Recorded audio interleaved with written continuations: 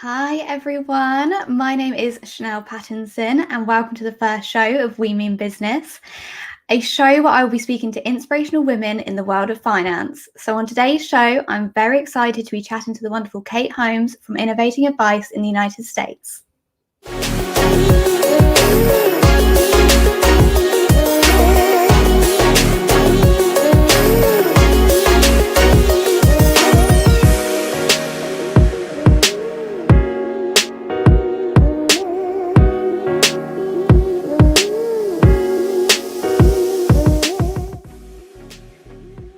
Hi Kate, how are you?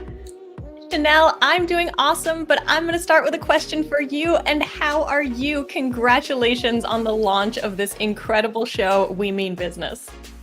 Oh, thank you so much. But back to you, Kate. So, for anyone who doesn't know, Kate is a speaker, a podcast host, and is the founder of Innovating Advice Community in the US. In 2013, Kate launched one of the first virtual fee-only monthly retainer financial planning businesses. She's gone on to launch a number of initiatives to innovate and revolutionize the financial planning for everyone. So, Kate, instead of asking you what you do, I want you to tell us why you do what you do. Because the power of using money as a tool to live your best life is, I think, one of the greatest superpowers that we all have as humans. And so getting into, real financial planning and helping people figure out what their goals are first and then creating a plan to get there it's fun, it's exciting. And if financial planners can live that life and actually be the example to their clients of living their best life, using their money as a tool, then it's an exciting profession ahead. But we've got a bit of shifting to do from, traditional financial planning and product sales to get everyone moving into that area of financial planning. So I try to do whatever I can to help nudge people in that direction. Amazing. Yeah, absolutely. So tell us a bit about how you found navigating your way in the profession as a young woman. Chanelle, honestly, I would say just being a young woman, regardless of what profession you're in, is not an easy thing to do. I was thinking back on this earlier this week and just thinking about how challenging it is to be a young woman going into the world and you're trying to figure yourself out. And I'm sure for men too, but it was challenging. And I actually came into the profession working for my mother's business. She had a small but very successful IFA. And that, I think, had its pluses and minuses in that it was actually a lot harder, right? She put a lot more pressure on me. And growing up the way that she didn't have a college degree. She only had one college credit, and I think she had to prove herself so much and she put that pressure on me. So I, felt like I had to try to be something that I wasn't. And it took me years to come out of that. And that's one of the things I really try to inspire people with today is just be who you are, because that's going to get you the furthest in life and you're going to feel the best doing it. Definitely. And I know we've talked about it before, but also just go for it. Just give it a go and just see what happens. I know we've definitely had this conversation, just said, just give it a go, because I've done it so many times now in the last year. And every single time I've been like, oh, I'm so glad I did that. It made all the difference. So what would you say were your biggest challenges you had to overcome as a young woman in financial planning? Yeah. Well, I just want to say, Chanelle, you are another one of those great examples. That's why I'm so, so happy to be here on this first show of all things, because we need more women like you saying, hey, just go for it. And like I said, we've chatted about it before. Failure is not that bad. And I said it earlier this week, like the worst thing about, or I guess the best thing about failure is it gives you a really cool story. You can be like, yep, tried that, didn't work, but then you've got a story to tell. So, Definitely. some of the challenges of being a young woman and things to navigate were, having people take me seriously. And, you're young and you look young. I was young once and looked very young. And, people don't always take you seriously, but it was really, really interesting.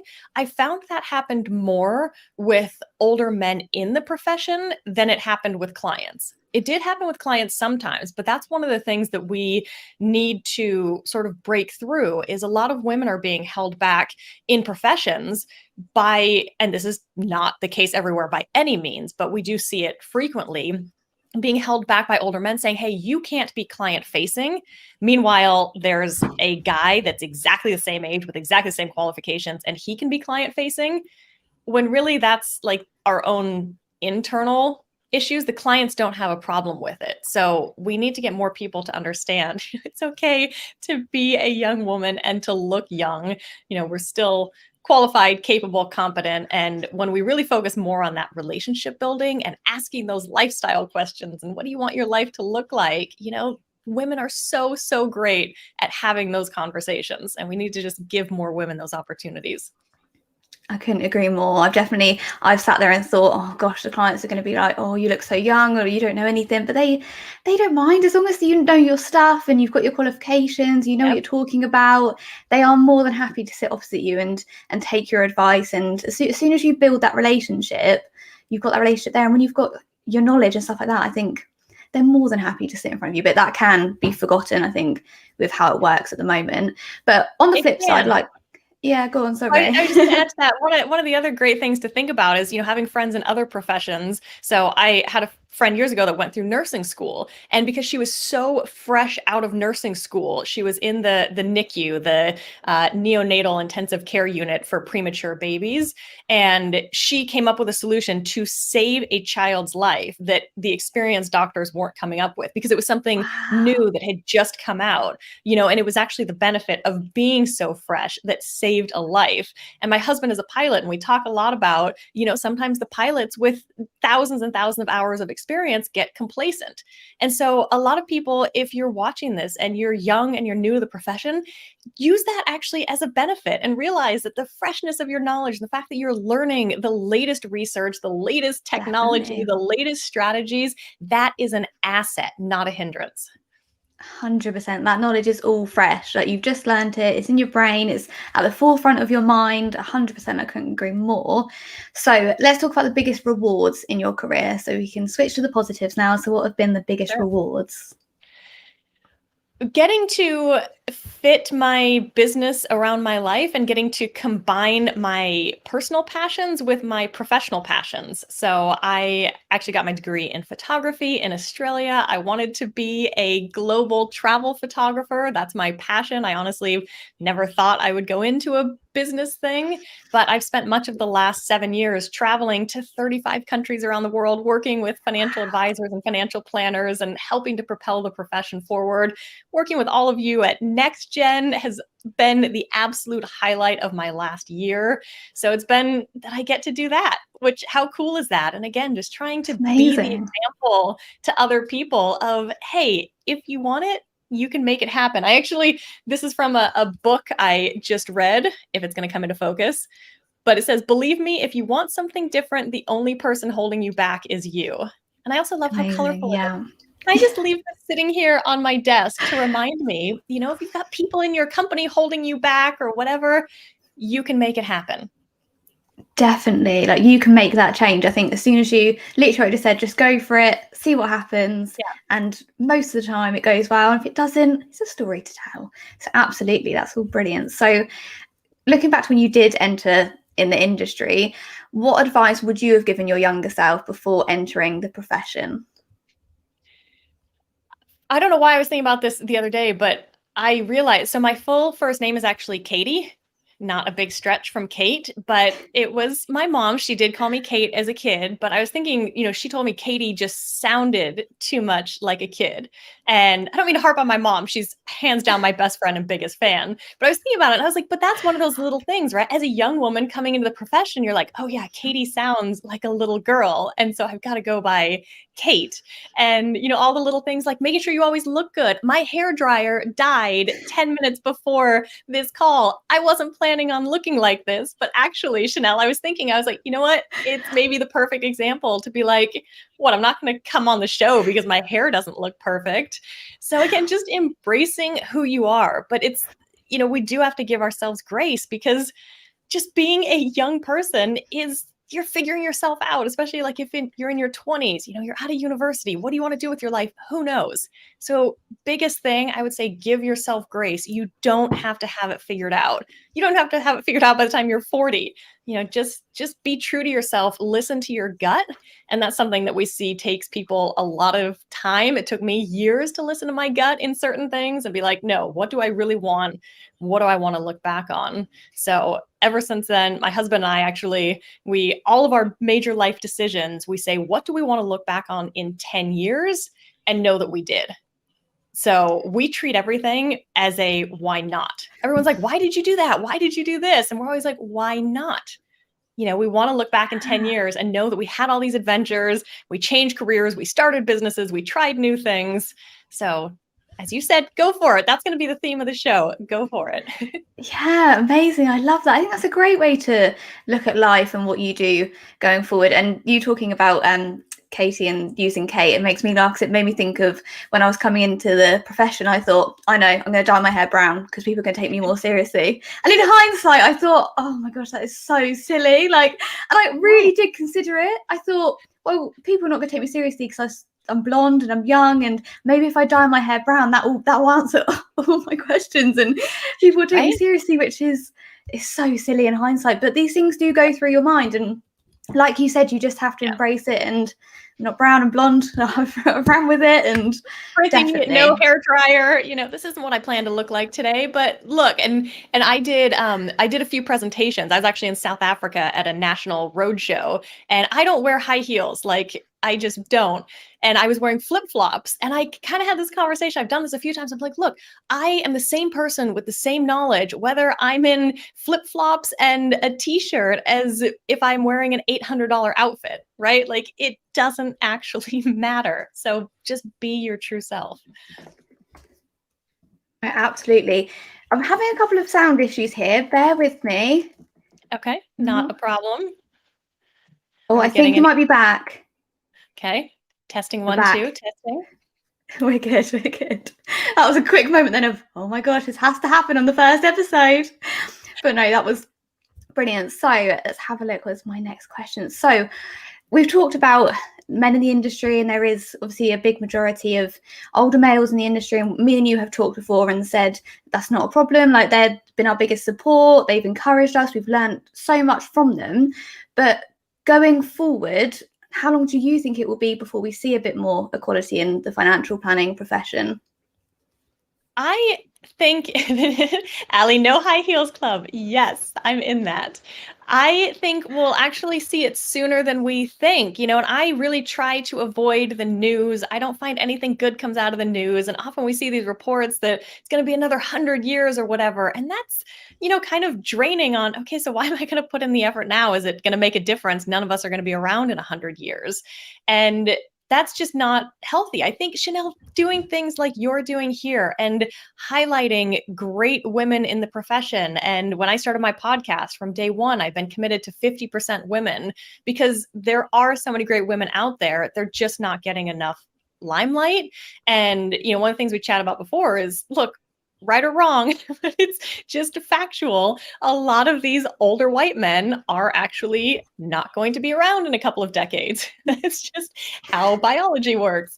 So, there's going to be this natural attrition anyway. And as long as we can keep bringing more women in, and not only bringing them in, but helping them stay in, that's the other key thing. So initiatives like you're doing is a big part of that, to just show, look, there's a lot of great people out here doing great things. So please stay in this amazing community. Yeah, absolutely. I can agree more. And we obviously touched on a couple of things there, that it's important to do what I'm doing and try and bring people in, and what other people are doing, what you're doing with your podcast, and having more women on and things like that. Is there anything else you think we could do to encourage more women into financial planning? We need to get the message out there of what financial planning is. And that's the thing that I see. And that's one of my biggest passions. And I've always kind of been on this parallel journey of, we need to, get people into the profession. But at the same time, so that's kind of the supply side. At the same time, we need to make sure we've got the demand side. and still family members and friends, and I love, just chatting with people out watching music or whatever, don't have any idea that IFAs exist or that all these boutique practices exist, or have no idea what financial planning is. So, even with all the great initiatives out there, the word is still not getting out enough. And so that's why I love video. That's one of my biggest passions. And Adam Owen and I have the video creation masterclass for financial advisors. And it's because we need to actually have content out there, put 60-second videos on Instagram or LinkedIn and actually see women's faces and talk about what financial planning is, the power of financial planning. And that will help spread the message a bit further, because we're kind of battling against the really, really big companies out there that everyone thinks, oh, there are only, these couple big firms I can go, and they're either just going to sell me products or just do investment advice. So we need to make sure we're spreading the word, and then people are going to see, oh, I can go to a financial planner, and then, oh, actually, what about that as a career? That looks interesting. 100%. I couldn't agree more. That's something I feel really strongly about. Like when growing up, none of my friends ever said, I want to be a financial planner or an advisor. It just wasn't. Never, ever. And even now, when I say to my friends, oh, I'm a financial planner, they're like, right, what's that then? Because it's just it's not well known, but it's such an amazing job and it's such an amazing profession and things like that. I can't wait for more people to hear about it and more people to see what it's like and enjoy it as a career. Yeah, we almost need like a grassroots campaign to just spread the word. 'Cause you see all these other things, people doing the FIRE initiative, financial independence, retire early, people doing all these side hustles, all these other things that kind of get more notoriety. We need to all come together, even around the world, and let's start a grassroots campaign to have people go, oh, whoa, financial planning, that looks super cool. Yeah, no, absolutely. 100%. I couldn't agree more. So what are you doing actively to encourage more women into the financial planning profession? Because I know you are doing bits and bobs, so tell us more about that. Yeah, so I've been on CFP board, so they run the CFP certification in the US. I've been a volunteer on their women's initiative since it started back in 2014. And that's all about how do we attract more women into the profession. And so we've got a number of great initiatives there. And a lot of that is, there's a public awareness campaign on what is financial planning. We've got like 600 WIN advocates. So women CFP professionals and some men that we encourage to go out there and present to their alma mater or present to their firm or present at their kids' school, whatever it is, to just do all these things to spread the word of what financial planning is. And so encouraging people to do that and mentoring some of these advocates. And then, as I mentioned, I also try to make sure that we're keeping the women in, because I have heard from so many women that have come in the profession and, not had a great experience and then left. And it's the same thing with, once you get clients in, you want to keep the clients. Once we get these women in, we want to make sure that they stay. And so I'm always willing to hop on a call with any woman that's at that breaking point that's like, I think I'm going to leave. Hit me up anytime. We can chat about it. I am open with the fact that I have thought about leaving the profession many times. And every time I think that, I'm like, actually, I'm going to stay and try to make a difference and make the difference that I want to see. Definitely. I think that's amazing. And I totally agree. When I came into the profession, there had been moments when I thought, oh, I'm not sure this is for me. Like you look around and you think, I'm not sure where this profession's going, if it works for me. And you really do have a moment of questioning, is this the right thing? But that's amazing that anyone can hop on and chat with you. And I second that if anyone wants to chat to me and just hear us say it's going to be fine, you can do it and it's a great job, just keep going. I think everyone has those moments, and sometimes you just need to sit and talk to somebody and who's maybe in the same boat as you or has been in the same boat as you and hear what they have to say. So that's amazing. Okay, so I've got a question for you I got a question that I'm a bit fascinated by. So I know you're a big believer in working when it suits you and taking time to recover during the day. So tell us a bit more about that. I'm fascinated by that, especially the world you've been in recently has made the way we work change. So yeah, tell us. Yeah, and I've always been like that. Again, I'm coming from a photography background and loving traveling the world. The idea of just having to sit at a desk Monday to Friday, 9 to 5, because that's what the calendar and clock says, has just been the craziest idea to me. I don't work that way. And I love, like, there's been so much research that's been done that's like the amount of waste that happens because most people don't just naturally work like that. So, you know, if I find myself staring at my computer, and we've all done it, right? You stare and you're reading the same sentence over and over and over again. You're like, okay, I'm not getting anything done. Walk away. It's clearly like forcing yourself to work isn't good. And so I've learned, and you have to practice this, and everybody's different, but I've learned I work really, really well in 4-hour chunks. And then even if I love what I'm doing, my Wow. brain, it stops, just stops working. I'm like, Wow. okay, I've got to go take a break. But I take advantage of Yeah. that.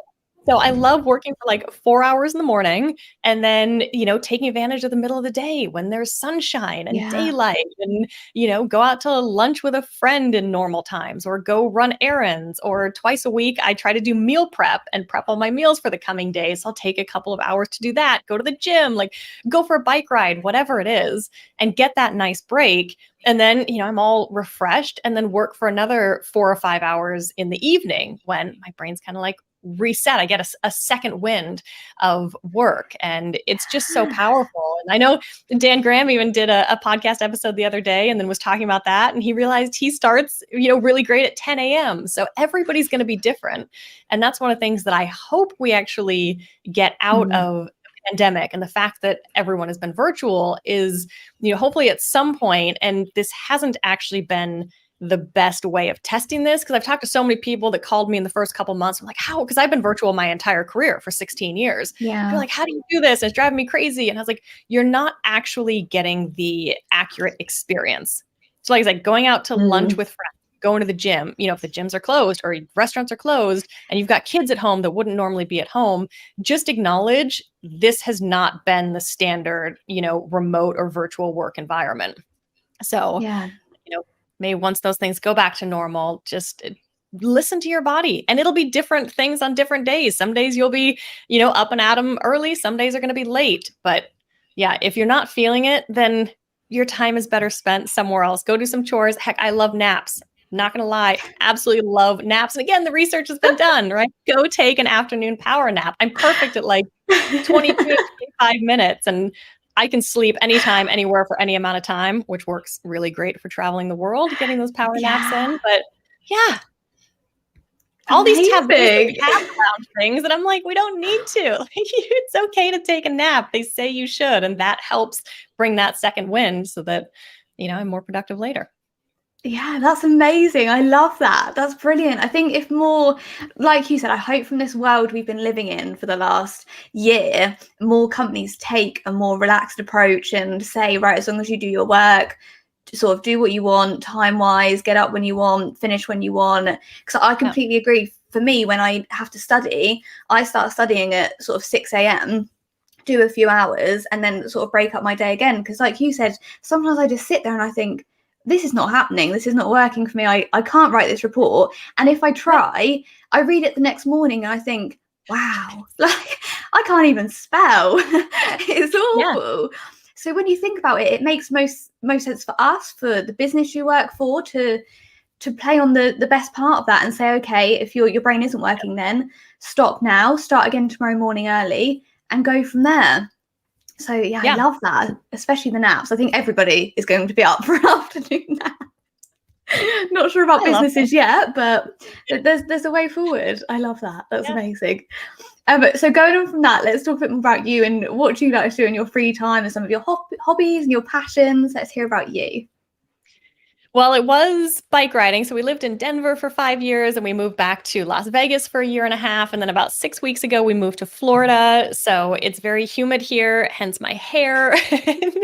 And we don't have any bike trails around, but this is our first time owning a single family home. So we've got a yard and we've got a canal in the backyard, and we had an Amazing. alligator, haven't seen him in a couple of weeks. We've got turtles. And so it's honestly like I have this beautiful office here, and then I walk, not very far on the other side of the house and it's like I'm in a Brazilian rainforest, which just gives me these great escapes throughout the day. And, I'll go out and have lunch out there and then maybe do happy hour. And it feels like I've totally transported somewhere else. And I mentioned my husband's a pilot. We bought an airplane last July, just a little four-seater airplane. And now living in Florida, there are so many places to fly. And so that's our goal. He's home 2 weekends a month and gone to, but when he's home doing little weekend getaways, we flew down to the Florida Keys for lunch a couple weeks ago, which was super fun. We just flew all along the Florida coast and watched the beaches. And he kept telling me I would see sharks the entire time. Didn't see a shark, but I'm sure they're out there. So we just love as being outdoors as much as possible. It's so important. And the fresh air, and we've got birds everywhere and lizards and weird looking ducks and all kinds of stuff. So we just, no music. We'll just sit out there, no electronics, and just enjoy nature. Oh, absolutely. And refresh your brain. I think sometimes just doing that for an hour, and especially not touching your phone and things like that, because you don't, I read a book recently that sort of was about, it was actually called Breaking Up with Your Phone. And it was interesting to see. Well, I just wanted to know what it said, because when you start thinking about how much you use your phone, it's like, wow, it's a lot. And you get those reports, how much screen time you've had, and you think, I have not used my phone for... I'm not sure how much mine was, something like 5 hours or something like that. And I think, oh my gosh, what have I been doing? So just to stop and sit without your phone, and it's so nice. So I'm assuming when life goes back to normal for everyone, your life won't change too much. Are you sort of the same as what you were before? Yeah. And honestly, this has not really had any effect on me throughout. Again, I've always been virtual. None of this changed anything. And I had already started the podcast and everything. So I just kind of kept going. It just, kind of drove me crazy that we couldn't go out to restaurants for a while. We couldn't go to the gym for a while. So thankfully that's all open. I did fall in love with hiking in Las Vegas. Again, great. Get outside, get some exercise. And but no, I would say Florida's pretty much open. We're pretty well known for the COVID doesn't seem to exist here. Oh, at least you're enjoying some of the normal things in life. So we are coming to the end now, but I would like to ask you for a book or podcast recommendation that our audience will find inspiring.